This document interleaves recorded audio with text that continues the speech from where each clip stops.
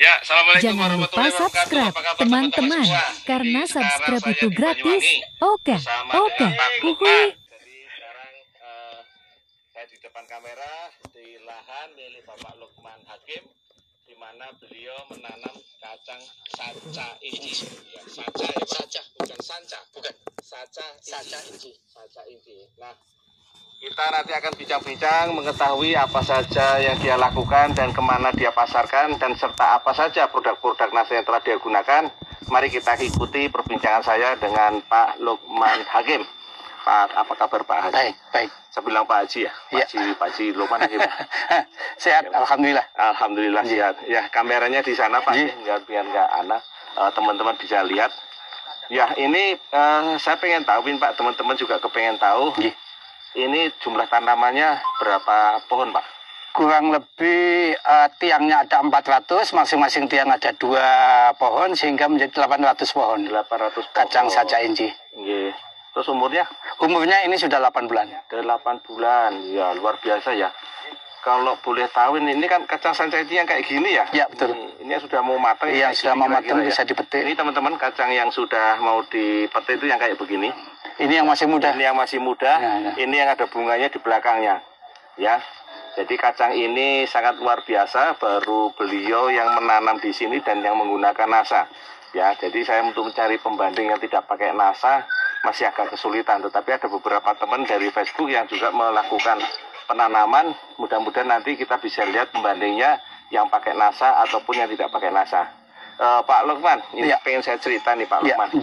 Ini Pak Lukman ini kalau panen berapa kali seminggu atau sebulan berapa kali atau bagaimana Pak? Kalau panennya setiap 3 hari sekali itu yang tua langsung dipanen. Hanya kita kumpulkan sampai 1 bulan sekali. Kita keringkan, kita kita kupas. Kemudian baru kalau sudah menjadi OC itu kita kirim ke Blitar dan ke Sragen. Oh begitu. Iya. Nah ini kacang ini dalam waktu 8 bulan sampai sekarang ini kira-kira sudah dapat berapa? Kalau 1 bulannya itu kurang lebih 1 kuintal. 1 kuintal. Dari 800 pohon. Dari 800 pohon? Ya. Dalam 1 bulan? Iya. Ini panen perdananya kapan ya Pak? 1 bulan yang lalu. Pertama kali panen itu umur 6 bulan itu sudah panen ya. 1 bulan yang lalu, kurang lebih hampir 1,5 bulan yang lalu. Kemudian sudah kita kirim, kemudian ini yang mau kirim kedua. Oh begitu. Jadi setelah 6 bulan baru kemudian nanti memasuki fase generatif untuk pengisian buah dan panen. Betul, gitu, Pak, ya? Betul. Ya. Kemudian ini Pak, kalau boleh saya tahu lagi nih. Ini kan kacangnya modelnya macam-macam ya? Ya. Ada yang 3, ada yang 4, ada yang 5, ada yang 6. Ini yang bagus yang mana menurut Bapak? Ya, kalau menurut saya ini yang kan semakin besar, semakin banyak isinya. Nah, ini kan semakin tumbuhnya semakin bagus gitu, semakin banyak isinya. Misalkan ada yang 6, ini kan berarti kan bagus gitu. Artinya Bapak mencari jumlah bijinya atau mencari jumlah produksinya? Jumlah bijinya, semakin jumlah bijinya banyak kan semakin produksinya juga. Gitu ya. Berarti kalau yang 3, 4, 5, dan 6 makin lama makin membesar akhirnya gitu ya Pak? Iya, betul. Oke, kemudian ini kalau Bapak jual dalam jumlah apa?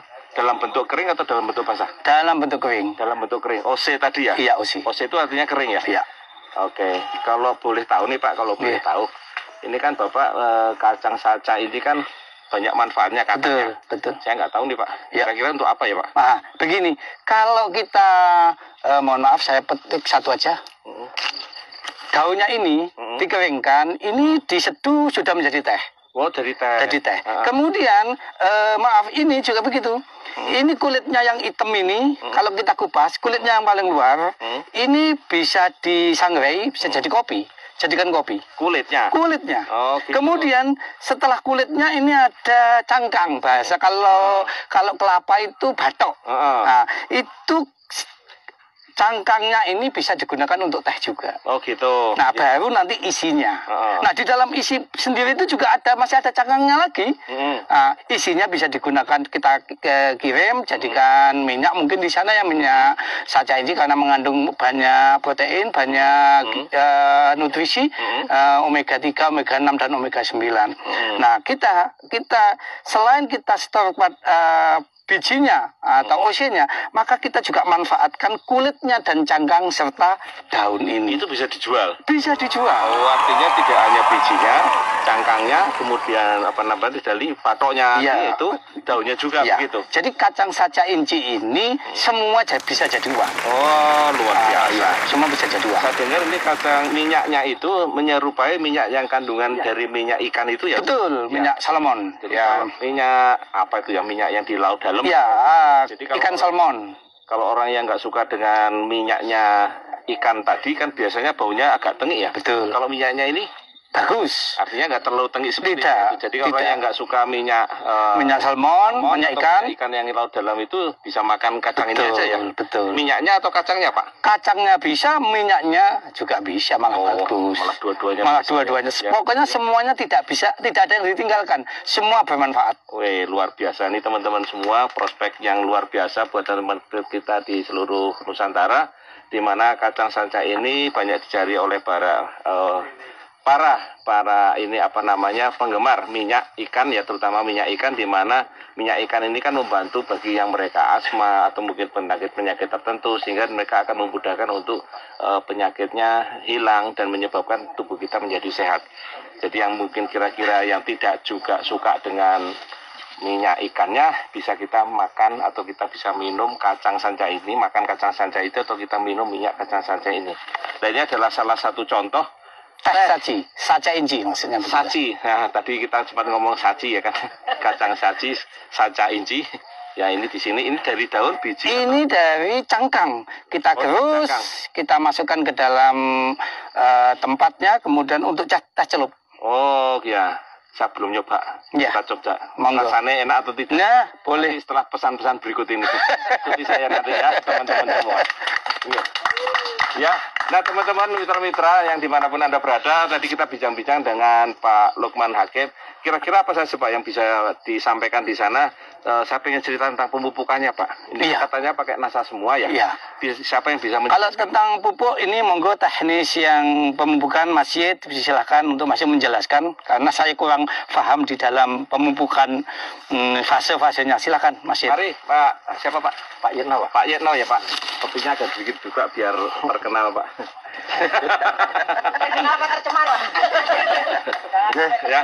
Ini dengan Pak Yetno yang membantu Pak Lukman terutama untuk bidang pemupukannya. Nah, pengen saya tanya adalah, ini kan dari awal kacang sanca ini kan banyak yang sudah mulai tertarik, ini ada beberapa yang mulai coba-coba nanam. Nah, pengen cerita mulai dari awal pemupukannya seperti apa Pak Yetno? Silakan Pak Yetno. Baik, terima kasih Pak Adi Nugroho. Sebelumnya saya ucapkan Assalamualaikum warahmatullahi wabarakatuh. Semangat pagi teman-teman Nusantara. Jadi begini Pak Adi Nugroho ya, kalau masalah teknisi kami juga dalam tahap belajar, dan saya sangat berterima kasih atas kunjungan panjenengan. Apabila nanti ada kekurangan, memang tujuan kami untuk memberikan support ke depannya apa yang harus kami benahi dalam perlakuan di kacang sanca inci ini. Nah, jadi ketika melakukan pemupukan kacang sanca inci ini, memang kami menggunakan pupuk dasarnya dari granul Pak, ya. Pupuk dasar dari granul, juga dari Supernasa, yang Supernasa kami perlakukan melalui kocor, ya. Melalui kocor. Apabila nanti ada teknisi kami yang belum sempurna ya, ini yang saya harapkan kedatangan Pak Adi di Banyuwangi ini memang ini tujuannya untuk kami lebih memahami tentang perlakuan di tanaman ini nanti ya. Kemudian dari ZPT kami menggunakan POC hormonik Pak ya, POC hormonik, dan saya selalu tidak lupa menggunakan glionya Pak, karena glio itu nanti lahan ini kan sebelumnya berbagai macam tanaman yang diperlakukan sebelumnya, entah tanaman apa saja. Jadi kami menggunakan glio untuk antisipasi jamur-jamur yang akan naik ke atas tanaman saca ini nanti ya. Kemudian untuk ZPT-nya ya POC hormonik juga kami bantu dengan Green Star Pak. Nah, POC Nasa hormonik sendiri campur dengan Green Star, atau setelah POC Nasa baru Green Star Pak? Mungkin begini. Waktu pertama kita menggunakan POC hormonik Pak ya. Dosisnya? Dosisnya di sini agak saya tambah, tapi 1 tutup botol, nggak seperti 31 itu tidak. Jadi kami misalnya 31 kita menggunakan yang 3 liter itu kita satukan sama yang setengah liter harmonik, langsung kita satukan, kemudian kita menggunakan 4 tutup botol yang jurigennya, Pak, yang bukan botol itu. Mungkin yang bawa produk bisa mendekat supaya kita bisa menunjukkan produk. Gitu. Nah, kemudian berikutnya kami juga menggunakan Grand Star, Pak. Ya nanti colong sambil dipandu, kalau memang kurang maksimal kan bisa di. Ya. Jadi granul dulu, gimana ceritanya Pak? Granul dulu. Ya, kalau granul. Nah, granul sama Clio dulu. Granul saya Clio ini, Pak. Oke. Jadi granul, kalau ini saya menggunakan pakai granul ini dalam 1 kali tabur dengan 800 pohon ini 3 sak granul. 3 sak granul dengan 1 Clio. 1 Clio. Kita di awal. Di awal. Tapi di dalam pengocoran Clio ini selalu saya ikutkan, Pak. Misalnya kita kocor dengan Super NASA, kita kocor dengan Power NASA, itu selalu kami taruh dengan Clio. Ya, kami misalnya antara Super NASA dengan granul dan Super NASA berapa lama? Granul dengan Super NASA jaraknya ya ada yang 10 hari, ada yang 15 hari. Gitu. Terus kemudian jarak antara Super NASA dengan Powernya berapa? Kalau Power selalu 15 hari. Oh, jadi mulai dari awal? Ya, 15 gitu. Hari ke Powernya, Pak. Itu. Ya. Terus kalau masalah Clio ini selalu mengikuti ketika kita melakukan media bawah. Gitu. Selalu mengikuti. Pada saat kocoran itu pertama adalah 5 sak granul, 1 kotak Clio. Iya. Kemudian yang 10 hari berikutnya Super NASA. Super NASA berapa? Super NASA dalam 1 timba 10 liter itu, Pak. Itu kita taruh 1 sendok makan. Jadi ini butuh berapa liter?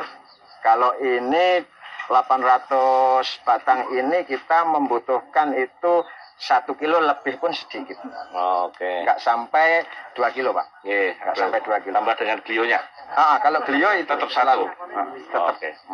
Habis itu powernya sama? Powernya sama, tapi powernya ini khusus saya tidak barengkan. Kita menghitung setiap 15 hari baru power. Biasanya power saya barengkan sama ZPT yang di media semprotnya, Pak. Boleh saya tahu nih, Pak, pupuk makronya belum disebutkan ya? Bapak menggunakan apa saja? Kalau ini kita sebenarnya pupuk alami dari pupuk kandang, Pak, ya. Campurannya itu, cuman sebelum mengaplikasikan itu selalu saya fermentasi menggunakan Clio minimal 5 hari. Jadi nggak ada pupuk makro sama sekali? Nggak ada sama sekali ini, Pak. Begitu. Jadi semua mikro kandang ataupun pakai NASA gitu saja. Begitu. Cuma kalau pupuk kandang ini kadang-kadang kita untuk membantu supaya pengaplikasiannya agak sedikit mudah. Gitu. Karena petani cenderung gitu, kok segini ya. Akhirnya kita menggunakan pupuk kandang, tapi kita fermentasi ini. Kalau tidak, kita tidak berani. Pakai Clio ini, Pak. Terima kasih Pak Yekno. Ya, ini kembali ke Pak Lukman, Pak. Saya pengen tanya ke Pak Lukman lagi. Boleh ke tengah sedikit, Pak? Ya, saya pengen tanya Pak Lukman. Pak, kira-kira kalau Bapak usaha kayak gini, kira-kira untungnya berapa tahun lagi, Pak? Atau setahun sudah cukup untung dengan biaya yang Bapak sudah keluarkan? Karena ini yang paling mahal ini adalah di awal adalah tiangnya karena pakai cor. Sebetulnya kalau tidak pakai cor juga bisa, akan sangat meringankan budget untuk di awal atau biaya di awal. Karena ini pakai cor ya ini cukup agak mahal. Karena begini, ini 1 kali tanam belum saya sampaikan tadi, 1 kali tanam untuk kacang saja ini bisa sampai 30 tahun. Sudah tidak menanam lagi, hanya perawatan saja. Kayak sawit ya, Pak, ya? Betul. Sampai 30 tahun begitu. Asalkan dirawat dengan baik. Baik. 30. Jadi ini orang bilang kacang tanaman untuk masa pensiun. Begitu ya. Masa pensiun. Kalau masa pensiun kan tinggal 1 kali tanam sudah. Begitu. Jadi kalau dihitung-hitung kira-kira sampai 8 tahun atau kurang dari 8 tahun, Bapak? 4 tahun saya pikir sudah bisa BEP, iya. Jadi kan ini umurnya baru 8 tahun. 8 bulan ya. Kira-kira udah dapat cerita untung ya? Iya, jelas. Udah untung meskipun Bapak pakai menggunakan penggunaan teknologi NASA ini sedikit agak intensif ya. Agak sering ya, karena sekitar sekitar berapa tadi 10 hari sampai 15 hari sekali kan. Tetapi itu masih bisa nutupi dengan biaya yang Bapak masih bisa. Oke, mungkin ada pesan-pesan Pak yang bisa disampaikan kepada teman-teman di seluruh mitra di Facebook Pertanian Organik Nasa, Pak, monggo Pak. Oke, terima kasih Bapak dan saudara sekalian. Manakala Bapak tertarik dengan penanaman tanaman kacang saca inci ini yang asli dari pegunungan Amazon dari Peru ya. Nah, ini di Indonesia sudah mulai banyak, baik itu di Jawa Tengah maupun di Jawa Timur. Hanya saja untuk di Jawa Timur bagian timur ini masih di Kabupaten Banyuwangi ini masih 1 hektar ini. Dan mudah-mudahan ini bisa ditiru oleh para petani, khususnya petani milenial, anak-anak muda untuk memanfaatkan lahan-lahan yang kosong, lahan-lahan yang tidak produktif. Di sawah ini sudah terlalu eman sebetulnya di tanah-tanah yang kosong saja.